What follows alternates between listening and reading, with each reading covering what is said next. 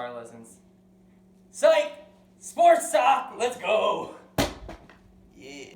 Alright, hey Clayville, welcome back to Hot Takes. As you know, whoever has the more hot takes has to eat the spicy food. And today, we have some legit wasabi from Big Y in South Hadley. And, to mention, the new setup back here, Hunters and Drew, the homies, they let us film here for tonight, so that's lit. Let's get it done. Good question to start it off. Can women play in men's professional sports? Do you want to go first? Do you want me to go first? Any sport. You want me to go first? Yeah. Any sport, it's possible, but you also got to depend on the circumstances. Like, we don't want anything, like, bad to happen.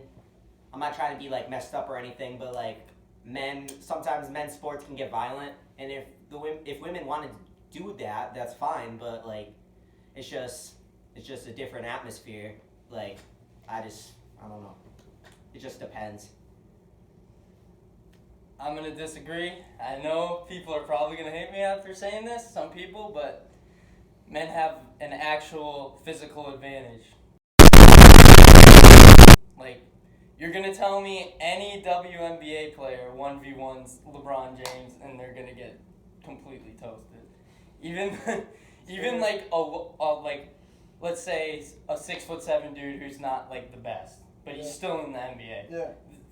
Female's still going to get smoked because men are it's a simple fact. Men are naturally stronger and faster. And it's unfair to have women compete against them because if they both do the same amount of work, the man's going to end up with the better physical attributes.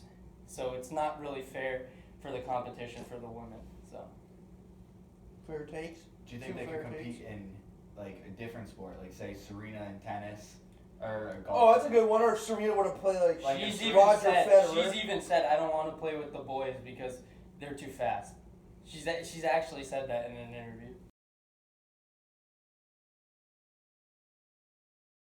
But do you guys think that she could compete against them? Like, I feel like she could probably beat not some. win, but like She could definitely if compete. you put Yeah. Serena against Like a college player, yeah, I think she can compete. But I don't think maybe like the lowest pros, but But she's not going to go up against Roger Federer. Yeah. And like, yeah. Like Not even the top like 500, I would say, maybe 200. I wouldn't say that. I would. It just depends on the situation. It also depends on the sport because every sport's different. Like tennis would probably be more probable for women and men to play against each other rather than like hockey or like another sport like that, or boxing, for example. Like tennis is more realistic, but boxing and hockey's like they're kind of far out. But I'm just saying to have the competition more like fair because Okay. like I'm not saying like if they qualified I'd be like okay good job, you know. I'm not saying like that. I'm saying that it's just on its like base value that they're saying it's an unfair advantage for men, for the women to be competing against the men. All right, next question. Start this one because Alright. these are the last one. Here we who go. is the best coach right now in any sport?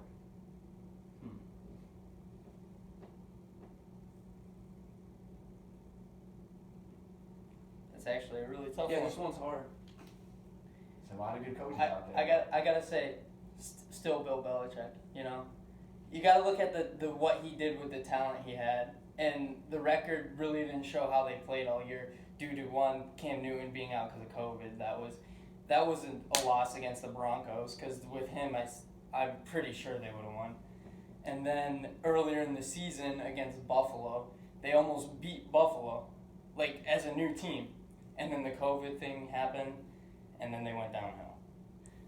And I'm going to say next year, they're going to be in the playoffs, and they might make a run.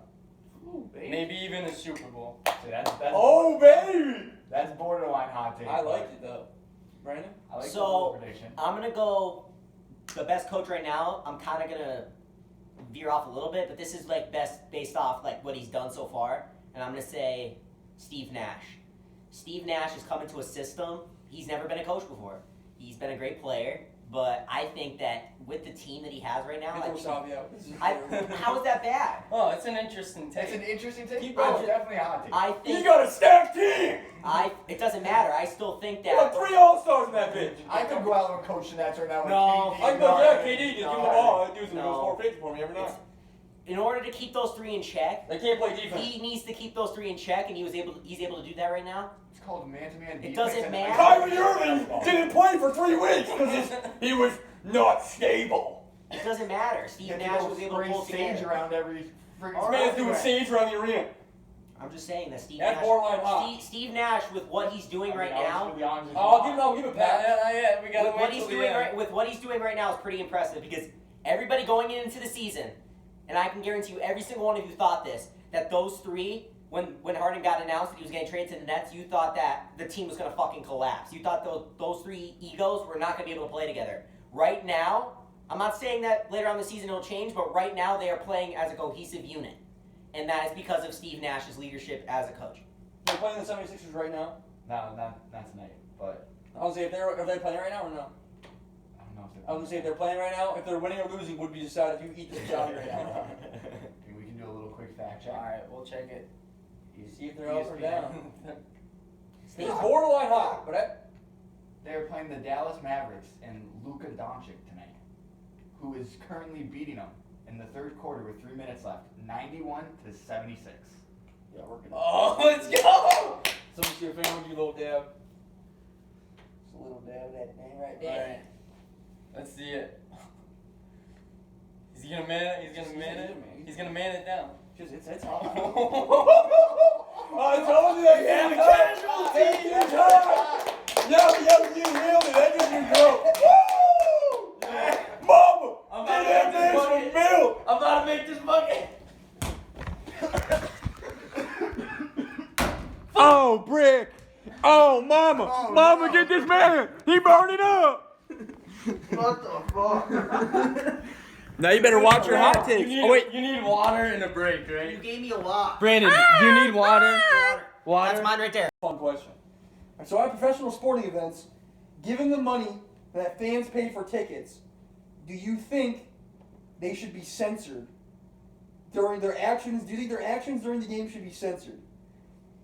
Given the money they pay to go to these sporting events. Who wants to start? This is a fun question.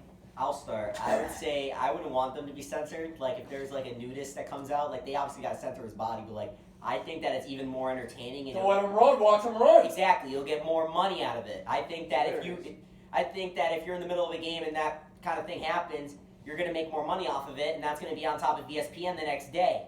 Okay, the fan censorship. So, what I have to say about this is I do believe in some censorship because a large majority of the audience at some games can be children at times, and some parents have their beliefs and their own systems that they wouldn't want to be interrupted, I guess, with their child. I should say. I would, like, if it was some Joe Schmo, I wouldn't care because but like if it's a child, because that parent might be raising them like religiously or something, and that would just hurt them a lot, So Saying the last thing as a parent you want to see is a nude guy running on a field with your oh yeah, that's little child there. Just But I do also agree that censorship sometimes can get a little out of hand. So yeah, sometimes it might be a little unnecessary, but sometimes it's good. All right, let's move on. Here we go. Right? We're going to college basketball. Oh, I already lost. Well, no, it's just about. Let's talk about the one and done rule. Okay. How do you think this should be handled? Do you think they should be able to do it? Do you think they should have to stay in college for, say, at least 2 years? So it's just, yeah. Honestly, Should they be able to leave right away yes. after the first year? I think that they could. I think they should just be drafted out of high school, like both days. Wow. If they're really that good, like if it was like a LeBron type player coming out of high school, like you should be able to be drafted. But I believe that if they don't want to do that, you can do a one and done. Like if you're like really talented, you play 1 year and you pull up amazing ass numbers and you declare and players or teams already want you. Like I'm not gonna say That's no. fair. But I'm No, gonna high school. disagree, because once you commit to that college on a scholarship, that's your word. That you're gonna graduate. So it's like, they can hold you there for 2 years, I think. Like as long as you get 1 degree. But it was kind of like you owe that college. They're the ones that got you all the way there. They're the ones that brought you in with the scouts, set you up with everything. So I'm saying, like, if you make a promise to someone who did that much for you, let's say the headmaster or whatever, why would you go against them? But you also got to remember that all these amazing players, like, for example, like, I'll just say it, like a nasty player coming out of high school, those colleges don't necessarily, those colleges beg to have them on the team. Yeah. So there's times where they help them out a lot, but like a lot of the times the college coaches are on their knees begging for them to be part of their program. The college coaches are on their knees begging for them to. The college coaches are on their knees begging for them to. That boy sus. I'll give you a big example. Zion Williamson was probably the most recent example of this. Zion Williamson, so many schools wanted him, and they begged. They wanted him, and he chose Duke. But I'm just saying, like, I say that colleges beg more of the players than players do of the colleges, depending on if you're like really good. Fair point. Do you think it would solve, like, pretty much the one and done if you go to college, you got to stay to get your bachelor's 2 years, or you can go right out of high school? It would definitely solve the problem, but I don't know. There obviously will still be people who oppose it, but I think if you decide to go to college and you play 1 year and you want to play in the NBA, you should have that option. But if they do decide on a rule where either go out of high school or go to 2 years, I would be okay with it, but it's still kind of a tough thing because what if a player develops in their first year of college and then they have to wait another year? I disagree. I don't think anyone should be going out of high school. That's not a high enough level of competition. I say either maybe go over to Euro leagues, or I would want to see for a player how they're going to do against top of the line competition, all, like 7-foot centers, everything. The big old 7-footers. Like I know some areas of Slim Jims. I know some areas in the United States and maybe even Europe. I don't know what their schooling system is like, but I'm sure they have really good players. But it's not the same as when those really good players all go to this league, and then all those really good players play against each other, and then they go to the best of the best. So I'm saying it's like, from a management standpoint, I don't want to be looking at like someone who's not gonna play play at the highest level. Fair enough.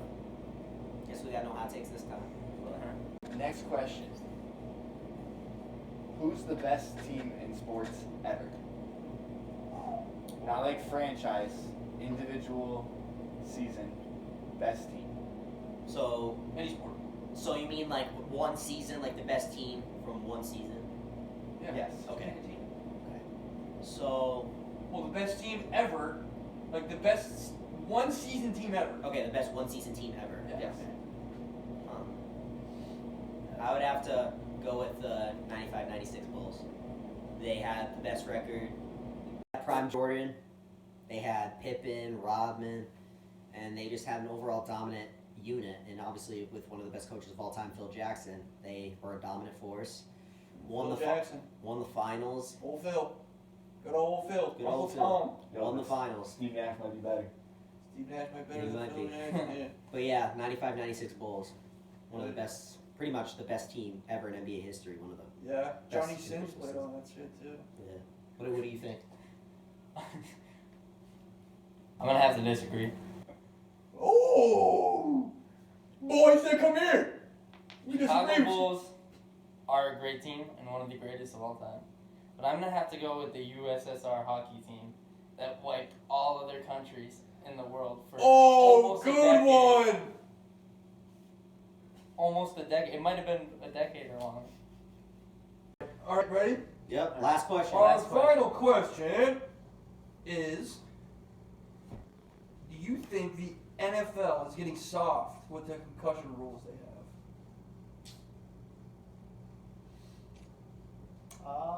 Yes. Because I think that they're making enough money that, yeah, I'm gonna say yes. I mean, they're just being cautious. They have actual proof that the NFL concussions, like that Aaron Hernandez is CTE, and it's like Oh, a big. I fucked up. That's like a I big. fucked up. That's like Give me the wasabi. that's for like that a one, that's like a honestly. big example of why they've been so cautious about the concussions, because it's been proven when they studied his brain when he died that CTE was probably one of the biggest reasons for his behavior, mood swings. I think that if you get enough concussions, like, you're gonna be pretty messed up in the head. Stupefied. Yeah, exactly. And I think you got to protect all the NFL players.